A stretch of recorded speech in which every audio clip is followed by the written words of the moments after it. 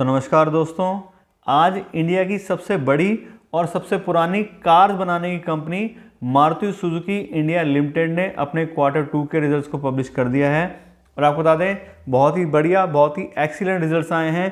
Company का revenue भी काफ़ी अच्छे से इंक्रीज हुआ है और कंपनी अपने प्रॉफिट को भी बहुत ही अच्छे से जंप देके काफ़ी हाई प्रॉफिट्स अर्न कर पाई है। अगर हम बात करें नंबर्स की, तो इस क्वार्टर में कंपनी के रेवेन्यू आए हैं 29,942 करोड़ रुपए, जबकि पिछले क्वार्टर में कंपनी के रेवेन्यू थे 26,512 करोड़ रुपए। और पिछले साल के सितंबर से अगर हम कंपेयर करें तो तब कंपनी के रेवेन्यू थे 20,551 करोड़ रुपए। यहाँ पर देखें तो क्वार्टर ऑन क्वार्टर बेस पे कंपनी के रेवेन्यू में 13% ग्रोथ आई है और ईयर ऑन ईयर बेस पे कंपनी के रेवेन्यूज में 46% ग्रोथ आई है।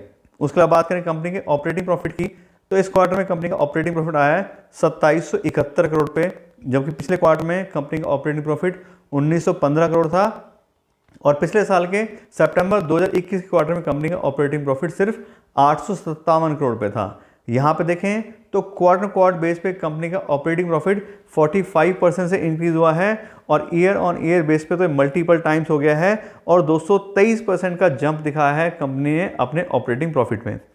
उसके बाद बात करें कंपनी के ऑपरेटिंग प्रॉफिट मार्जिन की, तो इस क्वार्टर में कंपनी का ऑपरेटिंग प्रॉफिट मार्जिन भी इंक्रीज हुआ है। इस क्वार्टर में कंपनी का ऑपरेटिंग प्रॉफिट मार्जिन आ रहा है 9%, जबकि पिछले क्वार्टर में ये 7% था और पिछले साल के सितंबर 2021 क्वार्टर में ये 4% था। तो कंपनी ने क्वार्टर बेस पे भी और ईयर ऑन ईयर बेस पे, दोनों बेस पे अपने ऑपरेटिंग प्रॉफिट में भी यहाँ पे ग्रोथ दिखाई है। इसके बाद बात करें कंपनी के नेट प्रॉफिट की, तो इस क्वार्टर में कंपनी का नेट प्रॉफिट आ रहा है 2112 करोड़ रुपए, जबकि पिछले क्वार्टर में 1036 करोड़ था और पिछले साल के सितंबर 2021 क्वार्टर में कंपनी का नेट प्रॉफिट 487 करोड़ था। यहाँ पे देखें तो क्वार्टर बेस पे कंपनी का जो नेट प्रॉफिट है वो डबल हो गया है, 104% ग्रोथ दिखाई है और ईयर ऑन ईयर बेस पे देखें तो यहाँ पे 334% से इंक्रीज हो गया, यानी कि लगभग 3-4 गुना प्रॉफिट यहाँ पे हो गया है जो नेट प्रॉफिट कंपनी का है। तो इस तरह देखें तो काफ़ी अच्छे रिजल्ट्स अभी तक हमें दिखाई दे रहे हैं। इसके बाद बात करें कंपनी के अर्निंग पर शेयर की, तो इस क्वार्टर में कंपनी की अर्निंग पर शेयर आ रही है लगभग 70 रुपये पर शेयर की, जो कि बहुत ही बढ़िया है, जबकि पिछले क्वार्टर में सिर्फ 34 रुपये 30 पैसे थी और पिछले साल के सितंबर 2021 क्वार्टर में कंपनी की अर्निंग पर शेयर 16 रुपये 12 पैसे थी। तो नेट प्रॉफिट के साथ साथ कंपनी की अर्निंग पर शेयर में बहुत अच्छा जंप हमें देखने यहाँ पे मिल रहा है। तो कुल मिलाकर जो बात की शुरू में, कंपनी ने बहुत ही अच्छे रिजल्ट प्रोड्यूस किए हैं। अब हम बात करते हैं कंपनी के शेयर प्राइस की और थोड़ी सी वैल्यूएशन की।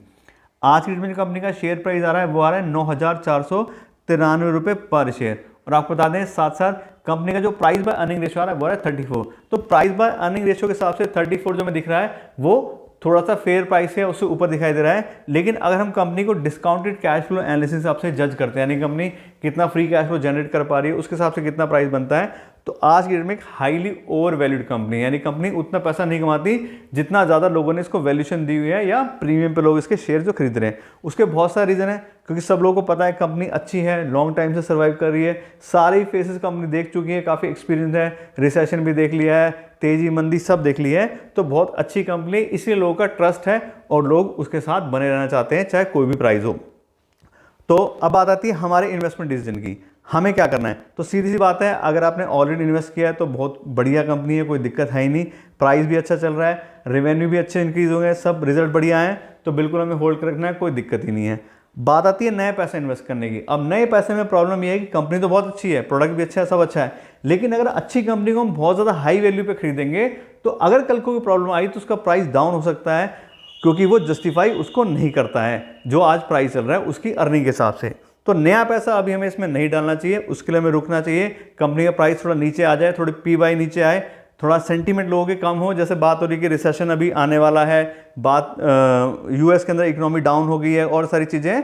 तो अगर हम थोड़ा सा वेट करके इस कंपनी को खरीदेंगे तो हम बहुत अच्छे प्राइस पे खरीद पाएंगे और फिर लॉन्ग टर्म के लिए हम इसको होल्ड करके काफ़ी अच्छा प्रॉफिट जनरेट कर सकते हैं। तो अभी के लिए इतना रखते हैं। Thank you so much.